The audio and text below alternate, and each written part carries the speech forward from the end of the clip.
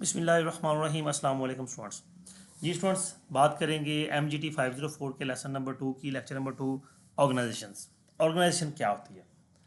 Organisation is not always visible in a physical sense. लाजमी नहीं है कि ऑर्गेनाइजेशन फिजिकली मौजूद हो, उसका कोई ऑफिस मौजूद हो, कोई बिल्डिंग हो, लेकिन हम उसको देखते ज़रूर हैं। हमारी एक परसेप्शन ज़रूर है कि ऑर्गेनाइजेशन की एक प्रॉपर बिल्डिंग होगी, कोई ऑफिस होगा, एम्प्लॉयज़ होंगे।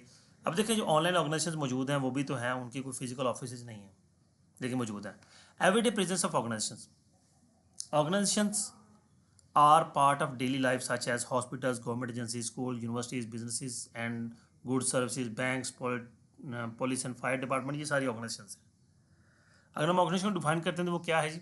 अ social entity that is goal oriented, deliberately structured and coordinated and link to the external environment. वो एक्सटर्नल एनवायरनमेंट यानी कि दुनिया के साथ लिंक्ड हो, एक एंटिटी है, एक उसका स्ट्रक्चर्ड और विजिबल गोल है, ठीक है, एलेबोरेटेड गोल है, प्रॉपर स्ट्रक्चर है, उस स्ट्रक्चर में हर बंदे की आपस में कोऑर्डिनेशन है। ये एक ऑर्गेनाइजेशन है। सबसे पहली चीज़ की social entity organisation consist of लोग इसमें हैं, और मकसद का क्या है? Focus on relationships and interactions. लोगों के साथ मिलना, रिलेशन बनाना, इंट्रैक्शन क्रिएट करना। गोल क्या है? Organisation exist in achieve specific objective. Organisation का मकसद क्या है? कुछ स्पेसिफिक ऑब्जेक्टिव उसने अचीव करने होते हैं। डेलीब्रेट स्ट्रक्चर एंड कोऑर्डिनेशन क्या होता है? Task is divided and organise. Task जो है वो डिवाइड होते हैं, ऑर्गेनाइज होते हैं। हर बंदे को पता है उसने किसका क्या काम है, उसने क्या काम करना है और वो किसको जवाबदेह है। मैनेजर्स कोऑर्डिनेट करते हैं गोल्स को अचीव करने के लिए। नेक्स्ट हमारे पास आता है link to external environment. Customer, suppliers और कंपैटिटर्स, ये वो लोग हैं जिनके साथ हमारा लिंक क्रिएट होता है। ये हमारी ऑर्गेनाइजेशन बाहर है तो ऑब्वियसली ये लोग एक्सटर्नल एनवायरनमेंट का हिस्सा हैं। उसके बाद हमारे पास आ गया human elements in organization. Human element में जो लोग आपके एम्प्लॉयज़ हैं वो अहम, ठीक है, और उसी से ऑर्गेनाइजेशन बनती है। बिल्डिंग से ऑर्गेनाइजेशन नहीं बनती, बिल्डिंग में काम करने वाले लोगों से ऑर्गेनाइजेशन बनती है। नेक्स्ट हमारे पास आ गया कोऑर्डिनेशन एंड स्ट्रक्चर। अब हमारे पास इसमें कुछ अप्रोचेज हैं जिसमें ट्रेडिशनल अप्रोच है, मॉडर्न अप्रोच है और एक्सटर्नल कोलैबोरेशन।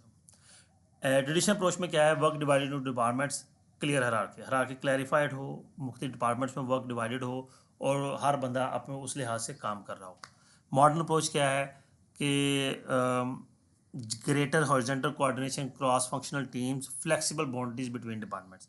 डिपार्टमेंट्स के तमाम फ्लेक्सिबल बाउंड्रीज मौजूद हैं। अगर कोई टास्क आता है तो किसी मुख्तलिफ डिपार्टमेंट से लोग अगर उठाने हैं तो हर डिपार्टमेंट से एक बंदा या दो बंदे उठा लिए जाते हैं, कितने लोगों की ज़रूरत है, और फिर उस प्रोजेक्ट को, उस टास्क को परफॉर्म किया जाता है। तो ये एक मॉडर्न अप्रोच है। पहले यानी कि ये कह लें कि जो एडवांस सब IT की जिस तरह ऑर्गेनाइजेशन हैं तो उनमें अब डिपार्टमेंट वाइज तो चीज़ें हैं ही हैं, लेकिन प्रोजेक्ट वाइज चीज़ें चल रही होती हैं। तो ये मॉडर्न अप्रोच है। ट्रेडिशन में हर डिपार्टमेंट अपने लिहाज से काम कर रहा है और वो अपना काम करके अपने काम को कंप्लीट करके आगे भेजता है और वो फिर नए काम को शुरू कर लेता है। अब एक्सटर्नल कोलैबोरेशन क्या है कि आप अपने पार्टनर्स बनाते हैं, सप्लायर के साथ कोलैबोरेट करते हैं, ठीक है, आप आउटसोर्सिंग करते हैं, बाहर से काम करवाते हैं, तो ये एक कोलैबोरेशन है। नेक्स्ट आ गया importance of organization. Organization are relatively recent but no central to society, specially after industrial revolution. जो ऑर्गेनाइजेशन हैं वो इंडस्ट्रियल रेवोल्यूशन के बाद ऑर्गेनाइज सोसाइटी का एक इम्पोर्टेंट हिस्सा हो चुकी हैं। इनकी हिस्टोरिकल परस्पेक्टिव बात करें तो few large organization exist before the 19th century. 19वीं सेंचुरी से पहले बड़ी बड़ी ऑर्गेनाइजेशंस मौजूद थी, लेकिन इंडस्ट्रियल रेवोल्यूशन के बाद वो लार्ज ऑर्गेनाइजेशंस ग्रोथ की, लेकिन उनका काम करने का अंदाज बदल गया। Why organization are important? Organization important क्यों होती हैं?